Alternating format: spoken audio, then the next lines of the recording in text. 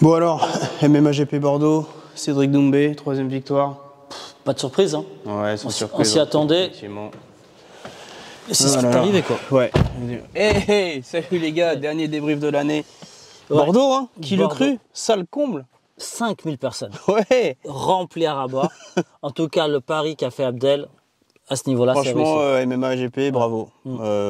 Beau pari, effectivement, d'amener Cédric Doumbé à Bordeaux. Hein. Après, il a dit qu'il a fait ses débuts là-bas, donc c'était assez marrant. Je pense qu'il était assez enclin à revenir, mais, ouais, mais même remplir une salle à Bordeaux de MMA, ça prouve qu'il n'y a pas qu'à Paris qu'on aime le MMA. Ouais. Non, loin de là. Non, il n'y a pas qu'à Paris, c'est clair et non. Et derrière, on en parle aussi à la fin de la vidéo concernant l'UFC. Exactement. Débrief de la soirée et on va vous donner les vainqueurs. On les donne. En moins descriptif. Donc Cédric, on commence par le main event. Tout de suite, Cédric Doumbé, monsieur qui gagne ses combats avant la limite, comme il l'avait annoncé. Ouais. Encore une fois, premier round, il remporte son combat. Ouais. Alors qu'est-ce qu'on a pensé, objectivement? Très honnêtement, on est honnête. Je pense que déjà, si on parle de Florent Bourillon, je pense que ce garçon-là vaut mieux que ce qu'on a vu. Je pense qu'il a été peut-être pris aussi par l'événement. C'est-à-dire un grand nom en face. Même pas par l'événement, ouais, surtout par Cédric, en fait, la personnalité. On aurait dit qu'il n'avait pas envie d'y aller, quoi. On l'a senti en tout cas. Alors nous on n'y était pas. Exceptionnellement, on n'était pas à MAGP. On n'a pas pu s'y rendre pour des raisons familiales, malheureusement. Mais on l'a quand même regardé via écran interposé, comme on dit. Mais ouais, non. Ce qu'on a pu remarquer en tout cas à l'écran, c'est que Florent, ouais, il était, on le voyait figé. On le voyait très droit, très livide. On l'a pas vu rentrer. Ouais, c'est ça. Alors que Cédric, il faut y aller. Tu ne peux pas. Ouais, voilà. Surtout avec sa gestion de la distance, sa gestion du striking, son cadrage, tu peux pas te permettre d'être attentiste comme il l'a été en fait. Voilà. Moi je suis déçu. Après je sais pas quelle était la stratégie de Florent, effectivement on n'a pas pu échanger avec lui, mais je suis déçu de ce qu'on a vu sur le premier round, parce qu'il y a des choses à faire contre Cédric je pense.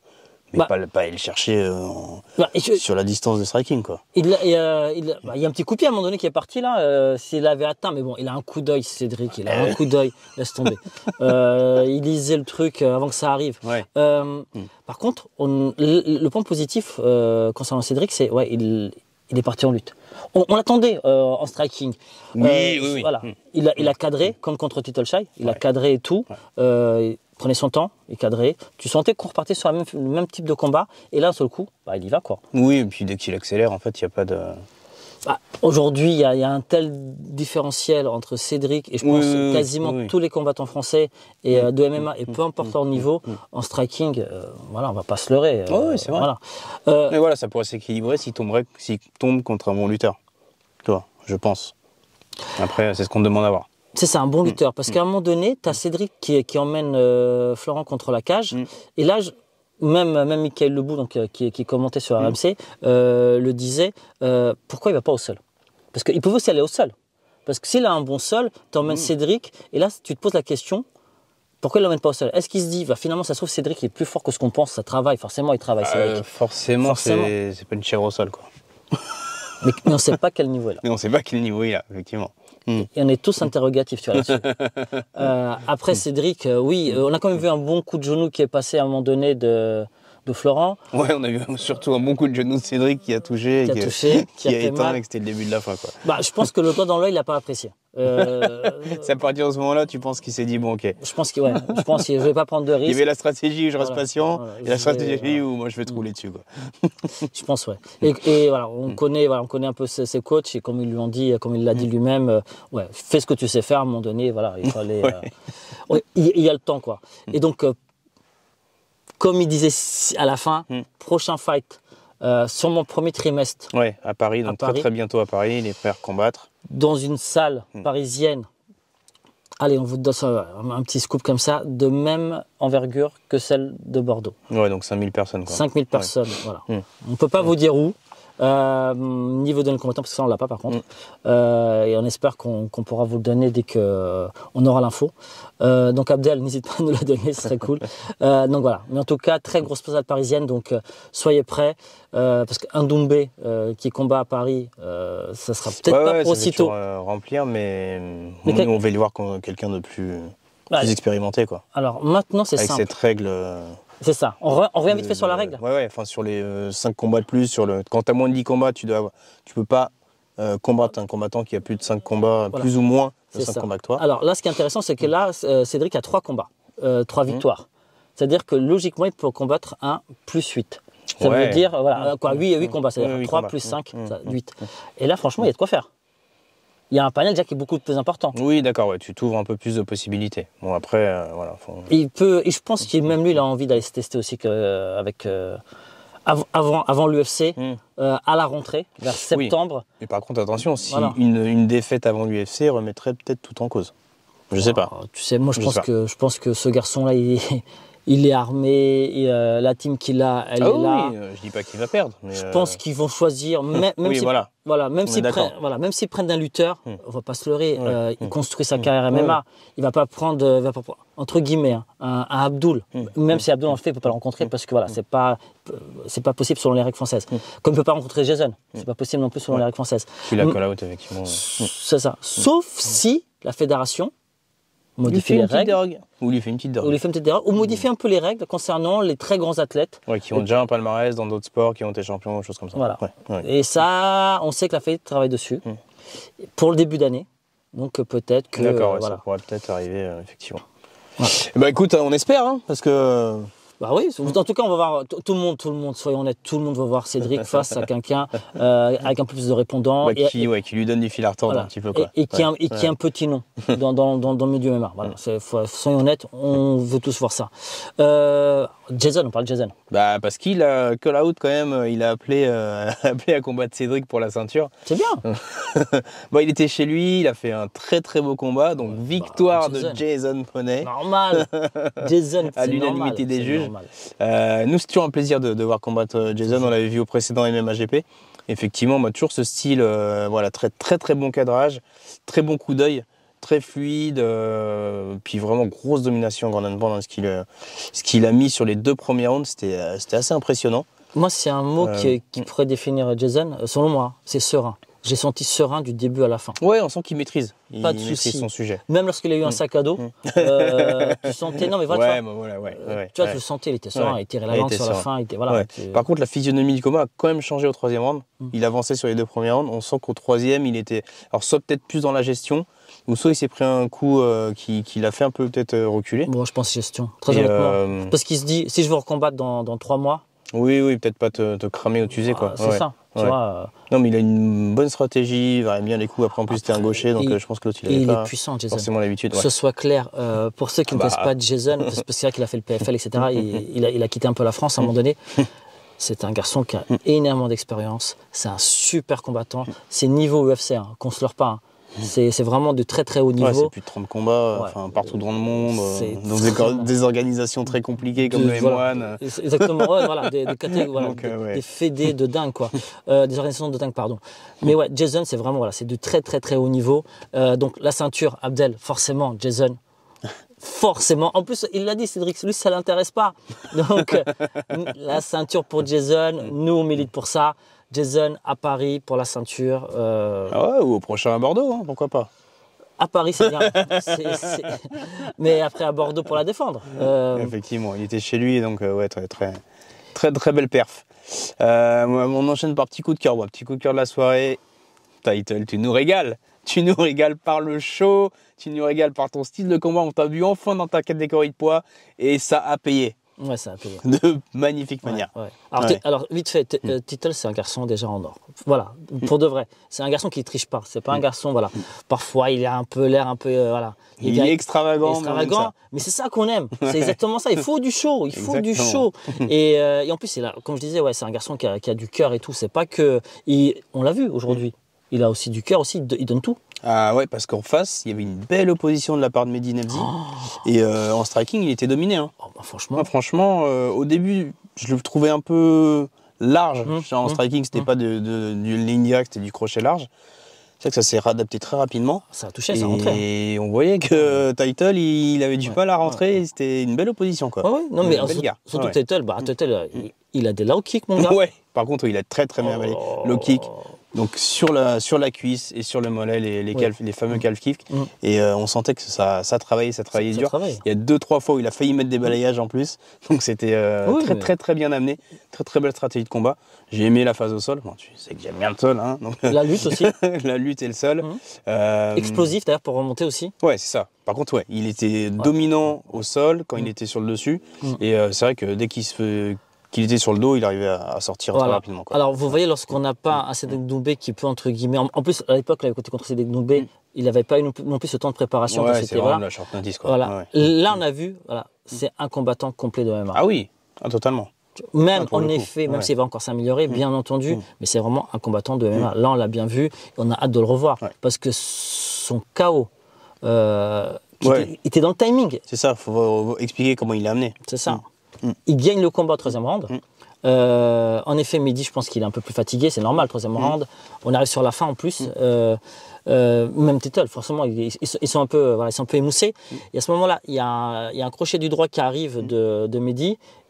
Je pense que Tettel le voit. Et il l'envoie, parce qu'il y a une distance qui joue aussi. On n'était pas dans une distance courte. Je pense qu'il le voit, il est un peu trop loin. Et il lui envoie le high kick, pareil, droit, donc opposé, qui arrive et qui le... Ça m'a fait penser Edouard Sussman, quoi. Ah. Mais c'était magnifique. Combat de la soirée pour nous. Combat de la soirée. Petit coup de cœur. Oui, au title. On t'a quand tu veux pour le débrief. Du coup, pour en parler avec toi. Parce qu'on sait qu'on te doit quelque chose, on te doit une interview entre nous, donc voilà, mais pas de souci. Toi-même, tu sais. Tu sais, on est ensemble. Voilà. On enchaîne par le seul combat féminin de la soirée. Mais quel combat féminin! Maria Casanova, Jenny Gotti. C'était très ouvert. Déjà, avant tout, Maria, n'arrête pas. Ne fais plus de pause, parce que franchement, avoir une fille comme ça qui avance, qui met la pression, voilà, elle n'a pas triché. Ouais, puis on a eu des coups de coude en sortie de clinch, enfin tout. C'était belle gare. Voilà. Après, en face, en effet, elle a joué le contre, Jenny. En face, c'est solide, mais pas très mobile, quoi. Non, elle était sûre d'elle, je pense. Elle était serein, parce qu'elle gardait. Elle était sereine. Pardon, oui, tout à fait. Désolé, hein. Vous savez, à chaque fois, on fait les débriefs à 4h du matin, on est éclaté, donc... mais ouais, elle était sereine, elle a gardé le centre de la cage en permanence, elle ne bougeait pas. C'est ça. Moi, le bémol, c'est qu'elle ne bouge pas, et malheureusement pour Maria, elle se fait contrer au 3e alors qu'elle dominait le combat. Enfin, c'est le jeu, hein, c'est le MMA, mais c'est vrai que c'est... Après, elle était puissante. On peut pas non plus. Elle a travaillé avec chacune est venue avec ses armes. Oui. Les armes, clairement, de Jenny, c'était la puissance. Elle envoie des. Franchement, c'était des parpaings, les trucs. Attends. En plus, elle envoyait parfois. Elle envoyait des séries. Et tu vois, ça a marqué. C'était pas que sur un coup, effectivement. Non. Et tu vois le visage de Maria, il a été marqué très très rapidement. C'était pareil, elle était dure aussi en jambes, elle avait elle a des grosses cuisses et tout. Donc non, mais c'est pas, voilà, quand je dis qu'elle a des grosses, c'est-à-dire que ça tape fort, quoi. Ça tape fort, c'est musclé, c'est pas du tout péjoratif quand je dis ça. Donc ouais, c'est une fille très puissante. Et d'ailleurs, on l'a vu. On l'a vu. Ouais, sur un coup, c'était fini, quoi. C'était fini, voilà. Donc on va revoir Jenny, on va revoir Maria, on va revoir ce type de combattante au MAGP. On veut revoir les filles, c'est clair. Ouais, effectivement, c'est du beau. Une belle opposition. Surtout les combats, c'est vraiment belle opposition. Quoi. Très beau combat féminin. Donc oui, on veut voir ça. Et on ne voit pas forcément ça tout le temps dans les combats féminins. Voilà. Ah, non. Un autre combat qu'on attendait qui n'a pas eu lieu, malheureusement. Et on l'attendait celui-là. Hein. Non, mais pour le coup, Chaban, on l'attendait. C'est vrai. Donc, désolé pour toi. Hein. À très vite. Je ne sais pas s'ils vont rebooker le combat pour le prochain MAGP ou pas, ou contre un autre adversaire. Ouais, dommage. Voilà, mais voilà. Un gars qui n'a pas été sérieux en face, ou peut-être qu'il n'a pas pu l'être, je sais pas. Mais qui n'a pas pu, en tout cas. C'est forcément la faute du combattant à ce niveau-là. Je sais pas. En tout cas, il n'a pas pu fournir en tout cas tous les documents médicaux pour combattre. Voilà. C'est qu'il était. Un jour de l'événement, c'est quand même. Bon, bref. Bref. Allez, on passe pour ceux qui n'ont pas la chance d'avoir RMC et qui l'ont vu que sur d'autres billets, sur d'autres canaux. Alors, c'est pas en France. C'était Solimès contre Zimaev. Alors Solimès, pardon. Encore une fois, n'oubliez pas. Donc, victoire de Solimès. Solimès, déjà, on va vite dire d'où il vient. Boxing Squad, donc le fameux club de Nice, l'un des fameux clubs, parce que c'est pas le seul, de monsieur. Tu avec c'est Thomas. Là. Oui, c'est pour ça que j'ai dit c'est pas le seul. D'ailleurs, on reçoit bientôt Thomas Lebersan chez nous. Et Axel Sola vient de gagner également aussi au Brave. Donc D'accord. félicitations Donc, il s'entraîne aussi chez Aldric et avec Manon. avec Manon. Ok. Et tous les autres, parce qu'il n'y a pas que. Donc belle salle. Bref, revenons donc au combat de la soirée. Que dire? Sinon franchement, il a dominé. Ouais, dominé. Il a dominé. Ce qui faisait plaisir, pareil, on retrouve encore ce type de garçon volontaire qui avance, qui met une pression, qui a un cache contrôle, qui fait du MMA, c'est-à-dire qu'il est bon voilà, il domine toutes les phases du dans combat, toutes les phases du combat, tu vois. En striking, moi j'ai beaucoup aimé sa phase de striking. Tu sais comment j'aime le striking, forcément. Mais j'ai beaucoup aimé, tu vois, ce regard, cette pression qu'il a. Et il n'était pas du tout mal à l'aise au sol. Tu vois, à un moment donné, c'est ce qu'on a pu penser. C'est tiens, il se retrouve au sol. Ouais, ça va être plus compliqué. En plus, quand tu entends un Zimaev, tu te dis, tu vois, et potentiellement. Voilà, et non. Ouais. Donc il gagne logiquement et on a hâte de le revoir. De toute façon. Parce que combat quand même équilibré, contrairement au combat d'après où c'était. Équilibré, voilà. Il y a quand même une domination, mais voilà. Mais en tout cas, par rapport au combat qu'on va citer maintenant, c'est ça. Entre il y a Mathias Poiron et Ilyes.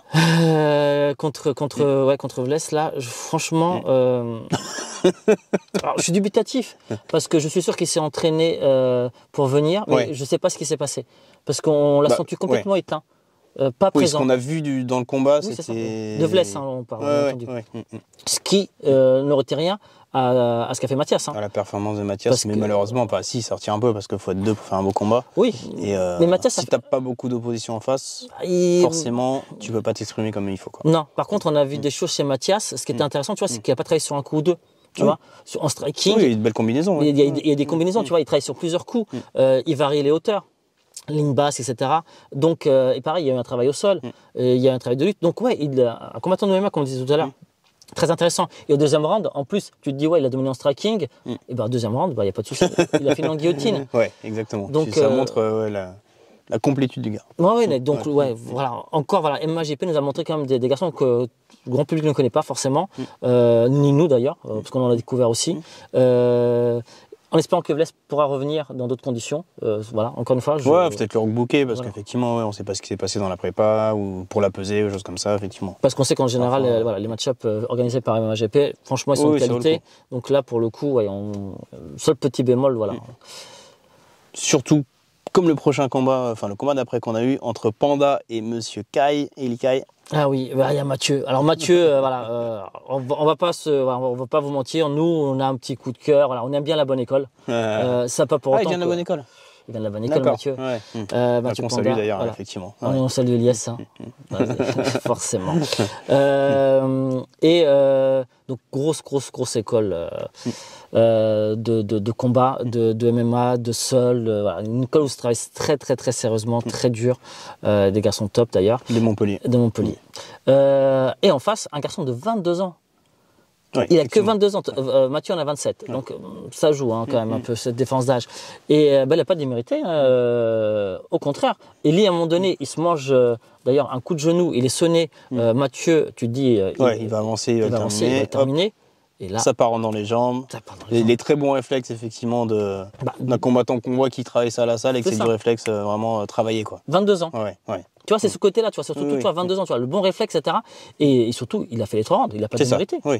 Tu dis que ça va être fini rapidement et au final, ça tient, ça repart, ça revient. Ça combine, ça refait des choses, tu vois. C'est pas un sac. Non, loin de là. Au contraire, un combattant de MMA de 22 ans qui a déjà atteint ce niveau-là contre un Mathieu, à suivre. Hein, à suivre. Et en plus, à la fin, énormément de respect entre les deux. Accolades, etc. Ça c'était. Ils savent qu'ils ont livré une belle guerre. Image. Ils savent qu'ils ont livré une guerre, et une guerre ça se livre à deux, ça se livre pas tout seul. Donc voilà. Totalement. Donc hâte de les revoir. Très bon combat. Comme celui du Johan Salvador. Hein.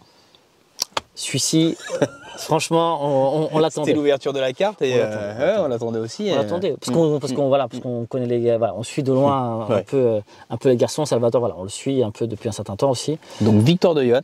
Victoire de Johan à la décision. Donc ça fait les 3 rounds.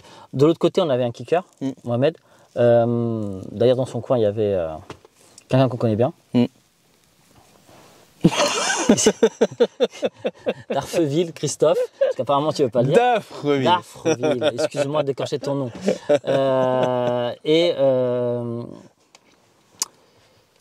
Assez bizarre d'ailleurs au départ, parce qu'au départ, tu vois, quand je dis bizarre, c'est-à-dire qu'il y a une tournure qu'on ne s'attendait pas. C'est-à-dire que beaucoup de striking. Ouais. On se dit, ouais, tout va se passer debout. Finalement, ça va au sol à un moment donné. Ouais, après, tu sais que Johan, il est complet quand même aussi. Hein. Mais voilà, mais je pense que la stratégie de Johan était meilleure. C'est-à-dire qu'il a compris qu'il n'allait pas dominer en striking. Bah, ouais. Donc il va au sol. Ouais. Même lorsqu'il est en dessous, c'est quand même lui qui est plus actif. Bah ouais. Même lorsqu'il est en dessous. Et alors, quand il est au-dessus, comme au troisième round. Ouais, ça pardonne pas. Ça pardonne pas. Ouais. Pardon, excusez-nous.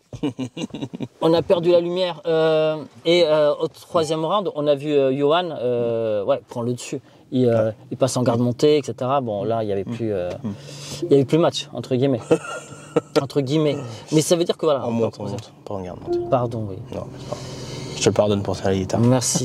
Ouais, mais promis, on va arrêter de faire des débriefs. Non, on ne pourra pas vous Non, promettre ça. plus. Non, par contre, petit bémol de la soirée, donc victoire de Johan. On n'a pas eu les scorings en live, ce qui était assez étonnant. Ouais, parce que pour le coup, quand tu es derrière ton écran, quand tu es dans la salle, tu n'as pas le scoring, tu n'as pas le scoring. Ouais. Quand tu es derrière ton écran, tu t'attends à avoir le scoring. Parce qu'on aime tous savoir un peu si on est dans les pronos, si on est dans le vrai ou pas. Voilà. Et puis au final, si ils ont pensé comme nous ou pas, ou nous comme eux, bref. Et tu vois, même dans les décisions, ils disaient victoire unanime, victoire machin, mais ils disaient pas le scoring des rounds. Non. Tu vois, Sébastien Loeb, il disait pas le scoring des rounds, des choses comme ça. Peut-être qu'il l'avait pas, tout simplement. Peut-être qu'il l'avait pas. Peut-être qu'il n'avait pas le juge. Non, mais peut-être qu'il l'avait pas. C'est vas-y. étonnant. Non, Parce que je voulais rebondir parce que tu parles de juge. En parlant de juge, moi je parle d'arbitre. Ouais. Et donc on a eu les débuts d'un grand arbitre aujourd'hui, en tout cas d'un grand coach de l'une des plus belles salles de Marseille. Ah, c'était sa première fois en tant qu'arbitre ? Bah, en tout cas, je ne l'avais jamais vu arbitrer avant. Ouais. Je vais te laisser parce que je veux pas. Monsieur Jean-Michel Boissard. Voilà, exactement. Coach de Marseille Fight Club. Grand club de MMA. Vous pouvez voir ses combattants dans beaucoup de regards. D'ailleurs là, ça arrive bientôt. Vous avez vu à Arès, il y avait Badr récemment à Arès qu'on a eu en débrief. Il y a bientôt Hexagone MMA aussi qui arrive. Il a aussi des combattants. D'accord, effectivement. Ouais, donc grosse équipe. Brave, etc. KSW, etc. Donc grosse team. D'accord, je ne savais pas que c'était ses débuts en tant qu'arbitre. En tout cas, je l'avais jamais vu avant. Ouais. Voilà. Après, il m'en excusera. Voilà, je l'avais jamais vu arbitrer avant. Donc un petit clin d'œil, tout simplement. Bah, qu'est-ce qu'on peut se souhaiter pour cette fin d'année ? Non, franchement, bravo MMAGP encore une fois d'avoir booké, fait sale comble à Bordeaux. C'était pas gagné, d'avoir fait venir Cédric Doumbé, d'avoir trouvé un combattant, d'avoir réussi à tenir l'événement. Donc bravo. Et puis je pense que 2023, il y a plein de choses qui vont se préparer. Il y a plein d'autres événements qui vont se préparer. Et MMAGP, on sait qu'ils bossent beaucoup pour trouver des belles salles et pas que à Paris. Donc ça, c'est. Et il y a encore des combattants français qui combattent là. Donc on continue à parler. Clairement. Ouais. D'ici la fin de l'année, il y a encore des combattants français qui arrivent. Donc restez connectés. J'espère que vous avez aimé tous les résultats qu'on a donnés, nos avis. N'hésitez pas à nous suivre, à partager bien sûr. Et à bientôt sur La Bagarre. Les gars, lâchez pas parce que... Vas-y, on y va. Nous, on y va. Vas-y, allez, ciao. À bientôt les gars.